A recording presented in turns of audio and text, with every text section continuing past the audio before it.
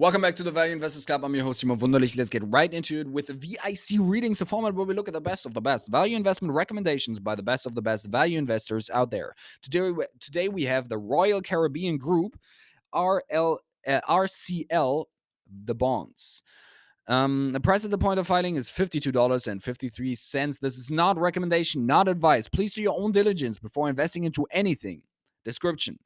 Company or Royal Caribbean Cruises Ltd. Security is 7.5%, 306 million senior notes 27. Price 85 cents slash 11.5% yield to maturity. Recommendation long. Market cap per TEV 13.4 billion, 35 per 35.4 billion. Executive summary thesis. At 85 cents slash 11.5% year to maturity, the 7.5% senior notes 27, the bonds, present an attractive risk reward to play the continued recovery for RCL and a transition back to investment grade status in the coming years while collecting 9% current yield. Notwithstanding the company's strong liquidity profile, demonstrated access to capital, and significant improvements in business fundamentals. Particularly, the higher occupancy and accelerated booking trends over the last 9 months, the bonds are trading back around 2020 levels owing to intensifying macro concerns and recent volatility in the corporate credit markets. Understandably, RCL has raised significant secured and guaranteed debt in recent years to take delivery of new and more efficient ships and shore up liquidity ahead of the bonds, but there's still 13.5 billion in subordinate equity cushion. 40% of TEV pre-conversion of the convertible notes. And the TEV is still below YE 2019 levels. While cruise operators are not for the faint of heart, capital-intensive businesses, cyclical in nature, hit hard by COVID, and increased secured debt to manage liquidity, I am less bearish than the market, but also more conservative than management, and believe the bonds will be paid a par at maturity for the following reasons. Number one, sustainable business model and steadily improving fundamentals. Number two, strong liquidity. Number three, undervalued creation multiple. And number four, attractive position in the capital structure. The company slash industry. RCL and other cruise operators have been written up on VIC, and it is worthwhile reviewing prior write-ups for background information.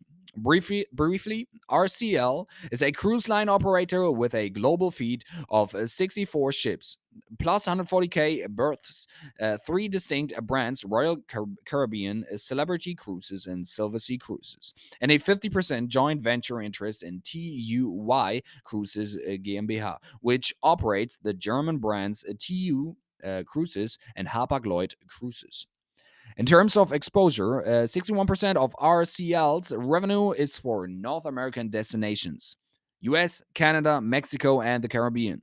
And 80% of its passenger ticket revenue is originated from the US. The top three players, RCL together with Carnival, CCL, and Norwegian Cruise Lines, NCLH, hold 80% market share, generate net yields above 200, and EBITDA per capacity day margins in the 30 to 35% range.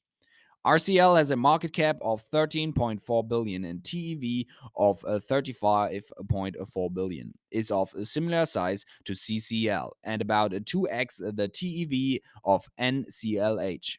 Pre-pandemic, the company generated 10.9 billion in revenue and 3.4 billion in adjusted EBITDA in 2019. COVID had a significant impact on the cruise industry, and in 2021, RCL's revenue and adjusted EBITDA fell to 1.4 billion and negative 2.4 billion, respectively. After a period of voluntary suspension during 2020 and 2021, the company has steadily increased the number of ships that have returned to service, with a full fleet in service as of June 2022. As such, performance has gradually rebounded in 9 million 9M 22, with stronger results expected in 2023E and 2024E. My estimates for 2022E are 9 billion for revenue and 750 million for adjusted EBITDA. See full operating model below for details. Thesis number one: sustainable business model and steadily improving fundamentals. Given the 40% price gap to equivalent land based vacations, there is significant pent up demands for RCL cruise products, as evidenced by the company's performance in Q3 2022. Revenue and earnings beat expectations. Total revenue per passenger cruise day are now close to Q3 2019 levels, and bookings for future sailings were stronger than Q2 2022 volumes and significantly higher than booking volumes in Q3 2019. Importantly, 95% of total bookings in Q3 2022 were new versus future cruise credits.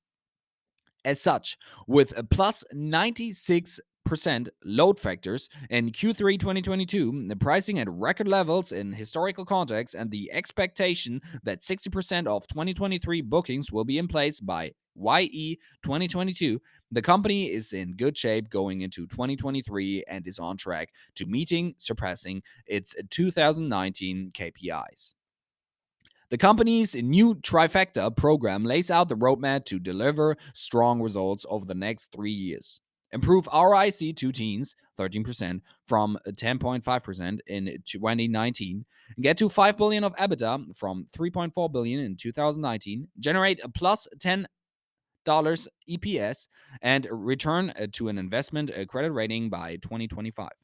My view is, even if the company falls short of its goals, the expected improvement in results compared to 2019, particularly transitioning from cash burn to cash generation, and the growing equity market cap cushion, provides sufficient backstop for refinancing repayment event in 2027.